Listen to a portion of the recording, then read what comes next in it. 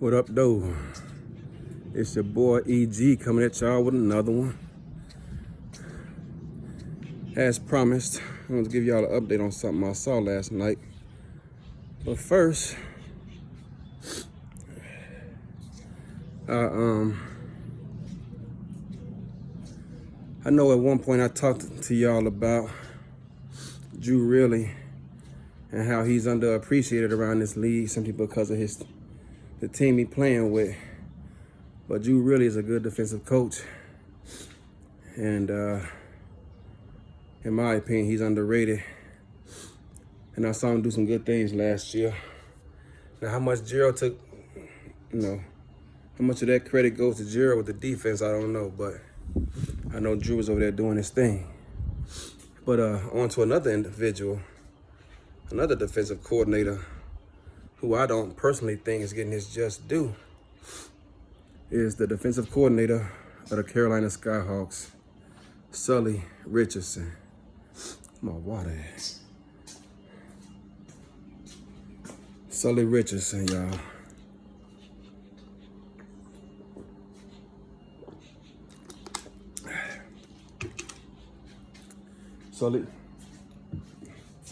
Sully out here for the past couple seasons now, not just this past one, but the past couple seasons, defense has been doing this thing. And I think because of his team's lack of success in terms of total wins, he isn't recognized amongst the league's best, and I think he should be. It's not Carolina's defense that cost them games these past couple seasons. Sully over there doing this thing, I just want to put the league on notice that man knows what he is doing. I'm sure the coaches out there see it, but the league as a whole, maybe the players who not behind the scenes looking at playbook, studying tape, realizes it. But that man Sully doing his thing, so shout out to you, Sully. I see you over there, big dog. Stay the course, man. Keep grinding. Now, what his team does this season, I don't know, because word on the street is, and I cannot confirm or deny this, but word on the street is that Sully is going to be trying something new. He's adding a new wrinkle into his defense this season. What that is, I don't know.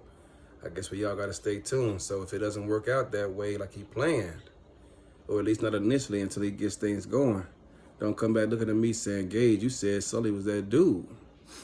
I don't know. I just know he's trying something new this season. There's nothing wrong with exploring, man. Always be willing to broaden your horizons and strengthen your resume. Keep these offenses off guard. So that's all I got to say about that. But as far as last night, so me and Wally collaborate and decide to exchange roster files for this current season. I figure that's advantage for me because he already has my roster file from last season. And when I'm simming games, I don't sim games against how the season starts versus that opponent, at least not the beginning of the season for week one. I sim games as to how that roster ended the season in terms of progression, attributes, animations and all that. So I want to sim against your best, so I know what I'm up against and, give me a better chance at preparing myself. So all that said, I get Charles' roster file last night for Lone Star. Load up the tape. I don't do anything special. I just turn it on and see what I'm working with. Not trying to do anything specific on offense and defense. I'm looking at tape and like, hold up. Now I got a confession to make. What? I got a confession to make, y'all.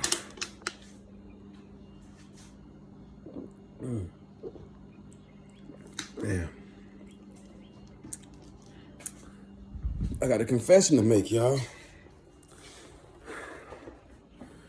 Lone Star roster, when I first found out I was playing in week one, I said, oh, that's a W, because I figured.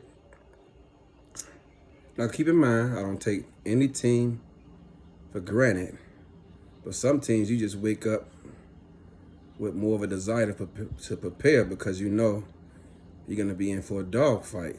So keeping that in mind, when I got the schedule and I saw I was playing in week one, I said, oh, okay, that should be a W because they're not an expansion team, but officially.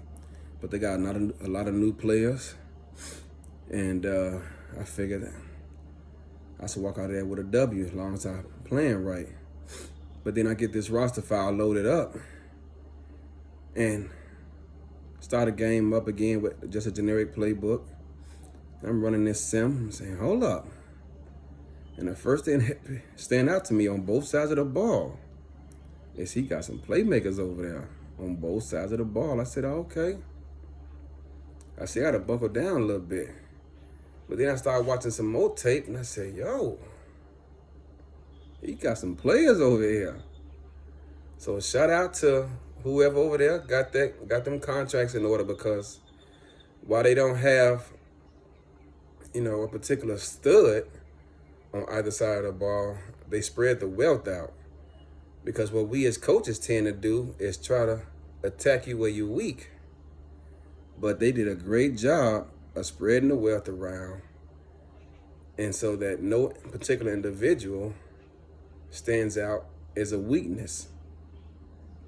So kudos to you, to your staff over there for getting them guys ready. And all that talking people did about your draft, fam, I just want you to know, I see you.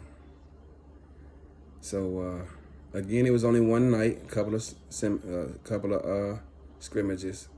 So pretty soon, once I get all showered up, cleaned up, get something to eat, get hydrated, rehydrated, I'm gonna get back in this lab and see what I can do to prepare myself. So I see we got a little dogfight on our hands, and it's not gonna just be easy as I portrayed it would.